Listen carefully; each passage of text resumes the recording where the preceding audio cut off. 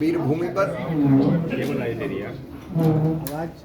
15 सितंबर कल हमारे प्रधानमंत्री श्रीमान नरेंद्र मोदी जी पधार रहे हैं और प्रधानमंत्री जी कई सौगातें लेके आ रहे हैं।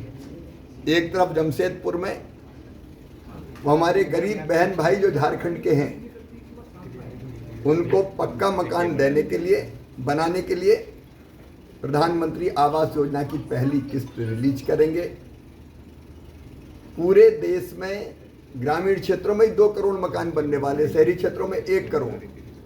तो प्रधानमंत्री जी यहाँ स्वीकृति पत्र जारी करेंगे हमारे ग्रामीण भाई बहनों के लिए भी और शहरी भाई बहनों के लिए भी, और झारखंड के भाई बहनों को लिए भी। इस साल, केवल इस साल के लिए 1,13,400 मकान स्वीकृत हुए हैं। उनमें से जिनकी औपचारिकता हो गई है उनके खाते में पैसा डालेंगे।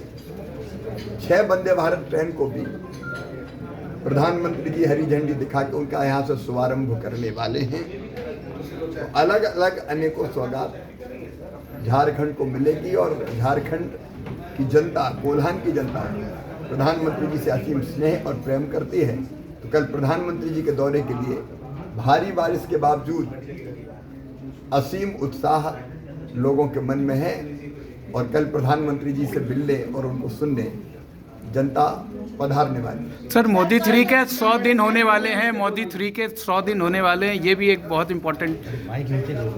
जो कहा था सो किया और 100 दिन पूरा होने पर हम 100 दिन की जो उपलब्धियां हैं, जो हमने पहले 100 दिन का एजेंडा बनाया था, उसको जनता के सामने रखेंगे। सर, 3 बड़े निर्णय किसानों को लेकर जो हुए हैं, मैं प्रधानमंत्री जी को बहुत धन्यवाद देता हूं, उनका हृदय से आभार प्रकट करता हूं।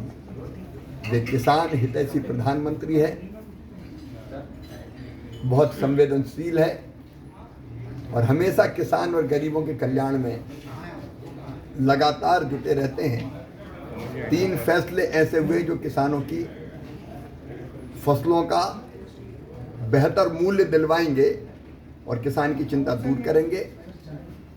खाद्य तेल पर पहले 0% इंपोर्ट ड्यूटी थी और इसलिए बड़ी मात्रा में विदेशों से खाद्य तेल आता था, जिसके कारण सोयाबीन, सरसों, मूंगफली के दाम कम हुए थे।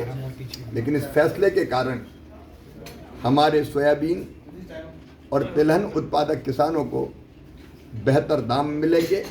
हमने सोयाबीन को वैसे भी कई राज्यों में जिनने मांग की थी कि मिनिमम सपोर्ट प्राइस पे खरीदा जाए, अनुमति दी थी, लेकिन इस फैसले से सोयाबीन के किसानों को भी दाम ठीक मिलेंगे, तिलहन उत्पादक किसानों को भी दाम ठीक मिलेंगे।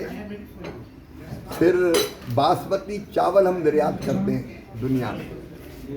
पिछले साल 48,000 करोड़ रुपए से ज़्यादा का चावल निर्यात किया था, लेकिन मिनिमम एक्सपोर्ट प्राइस 9.5% थी, जिसके कारण एक्सपोर्ट कम हो रहा था।